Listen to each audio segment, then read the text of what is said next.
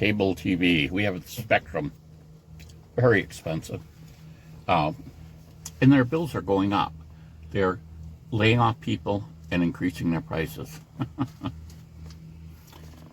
But for us, it's the only thing, we're located in a part of my town where we couldn't do one of the like cell type service ones or anything like that, so we're kind of stuck. But anyway, we have the Roku device, and the Roku device really changed the way we watch TV. We used to, it's such and such a night, we're going to watch this, show at this time, so we got to be there to do it. But that, and then it was like, well, what if there's a later show? We're older, we go to bed early now, and that sort of thing. So basically now, I would say 95% of what we watch is on demand. In other words, say one of my wife's favorite show is Blue Blood. Well, she'll actually watch that on demand through the Roku.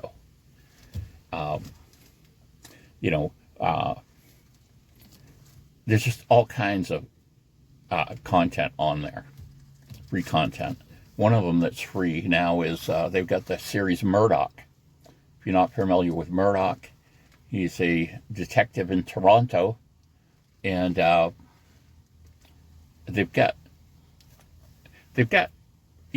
like most shows, they have a certain hook, or they have subplots and plots. So the plot is always like kind of what the crime is that they're trying to solve, but there's a subplot underneath. And a lot of the time, this is a humorous subplot. So in this last episode, this Officer Crabtree has written this 2 books that are really, really not that successful at all, about life on Venus, right? And so he has this guy following him around that he wants him to mentor, and you don't find out till the very end of the show that the character is really Edgar Rice Burroughs, and he's going to end up writing Tarzan, the Ape Man. So it's kind of funny like that. They'll take historic characters and do things with them, and sometimes you don't really realize who they are until the end. They do something too of, like, one of these was kind of funny. This Crabtree or someone will invent something, and at one time he basically invents Lego bricks, but he's using it to recreate a crime scene. He and Murdoch are working on something, so he makes this thing, and of course there's some comments about how this kind of thing isn't worth anything. It isn't great even for what they're doing, and of course, so it's like a throwaway item. But of course, it's Lego bricks, and you know how tremendously popular they are. So they have things like that. They take something historic and throw it in and make it humorous. It's kind of a, it's funny now, they'll say it's a dramatic series, but it's really a comedy drama. That's quite a bit different. So you can watch that free. They've got cooking competitions. They've got these ones that happen in a tent. The Great American Baking Show, the Great British American Baking Show. So they'll have some of those on. So you have your basic thing, which has all the stuff that Roku offers. There's all these other kind of apps, probably not apps, I shouldn't say that, channels you can add. So if you want to add a channel, public broadcasting system, you can do it. If you want to add a history channel, you can do it. You can do these different things. Sometimes, like the History Channel, okay, this is where we watch alone. We enjoy that quite a bit when it comes out, my wife and I. And that's tied to a cable subscription. So the fact that we have Spectrum means that they unlock this and we can watch everything that's on it. And two, one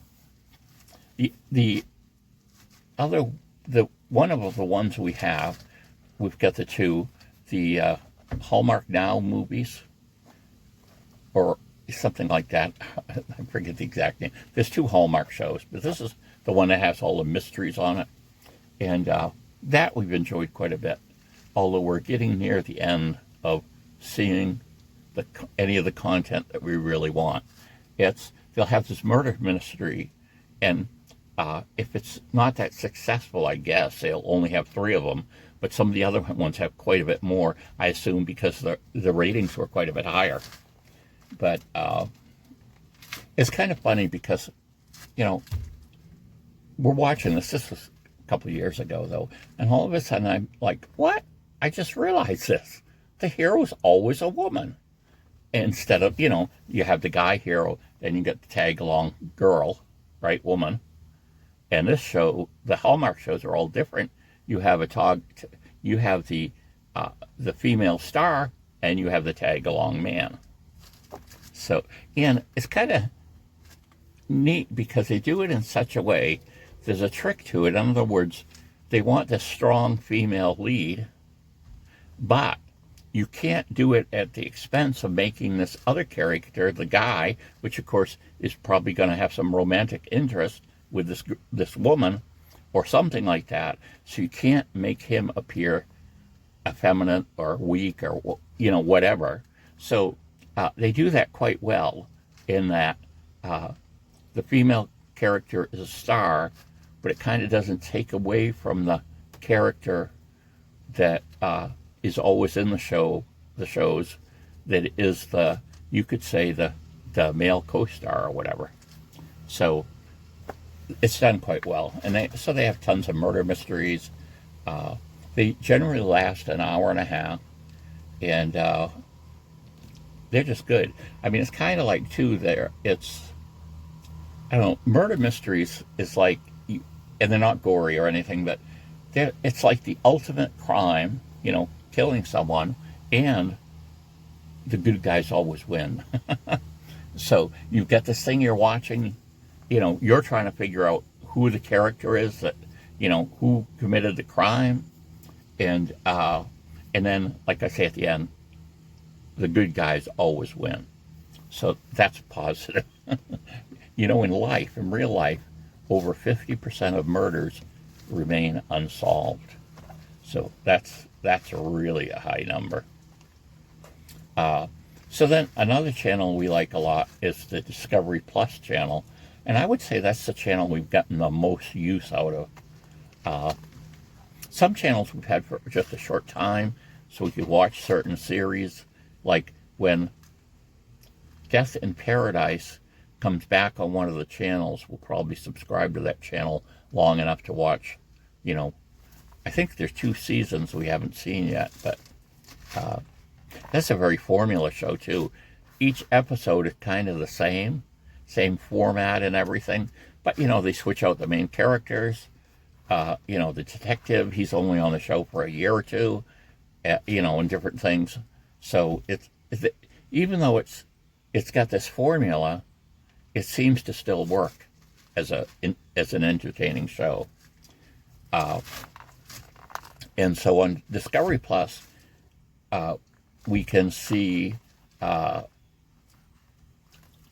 kinds of different shows, and Discovery kind of, and now everybody buys everybody, so I'm not quite sure of this, but there's all this other content on there from other channels that you don't necessarily have with your cable subscription, but you can still watch these shows. So it's kind of got a pick of a bunch of these channels that Discovery owns, and it allows you to watch them. And I'm just going to mention 2 of the shows that we're watching now.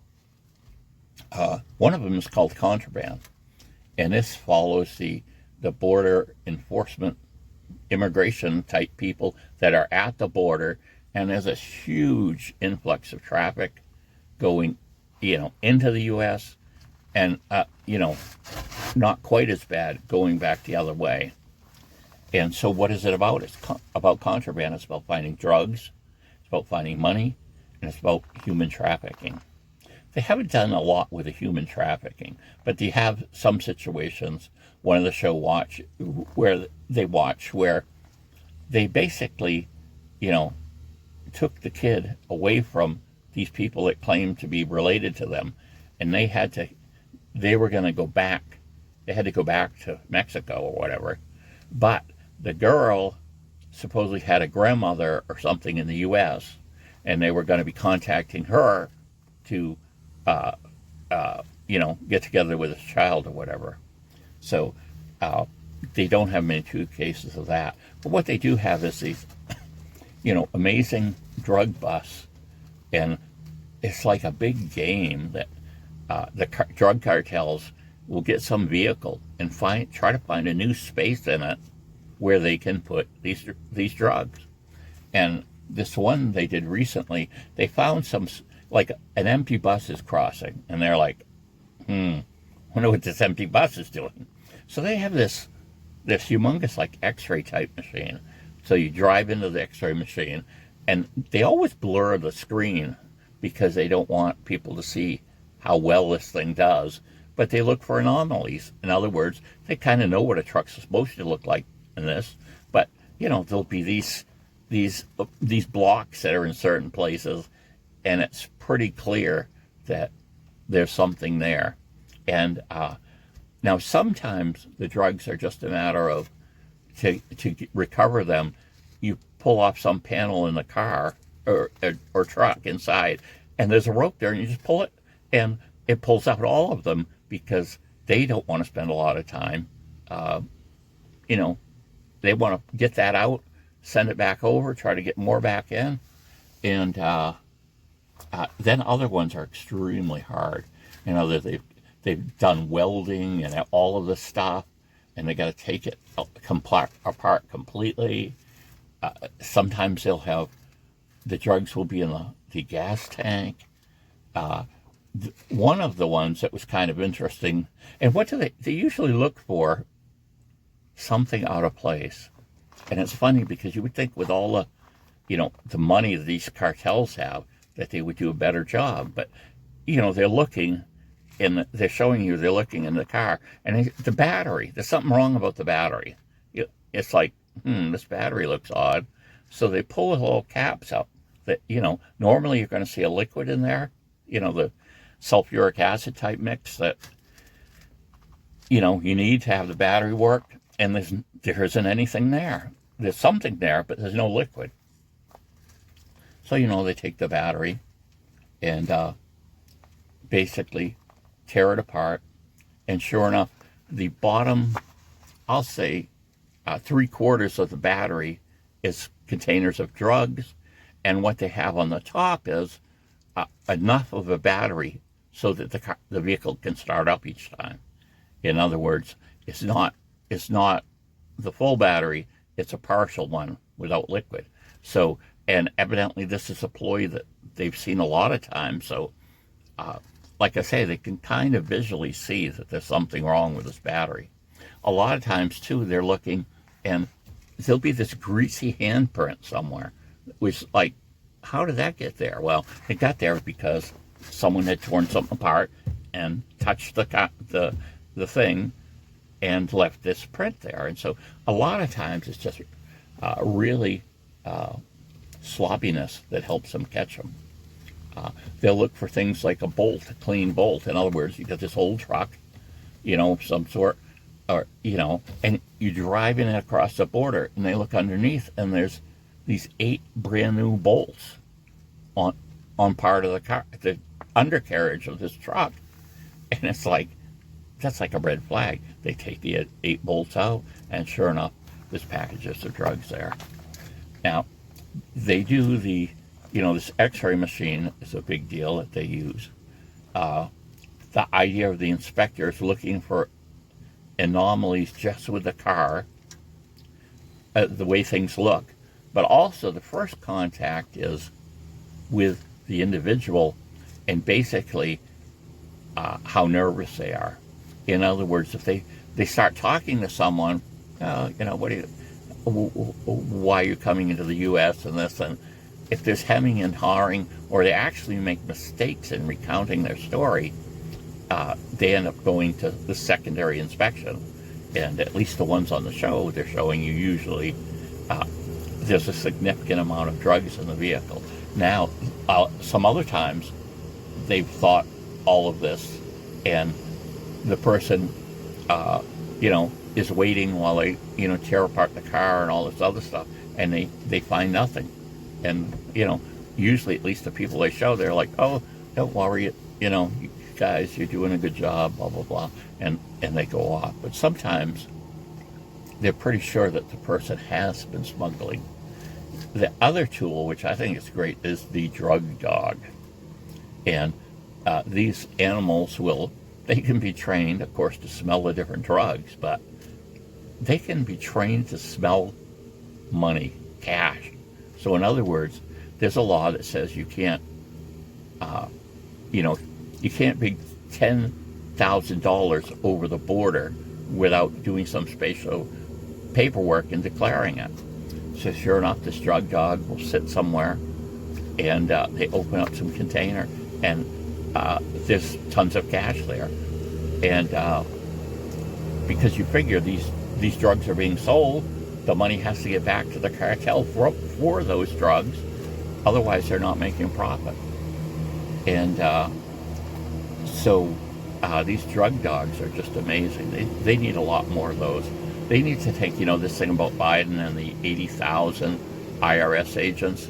I would cut that back down to like 10,000 for them, and then get all those other resources at the southern border for border control, just trying to capture these drugs or cash that's going.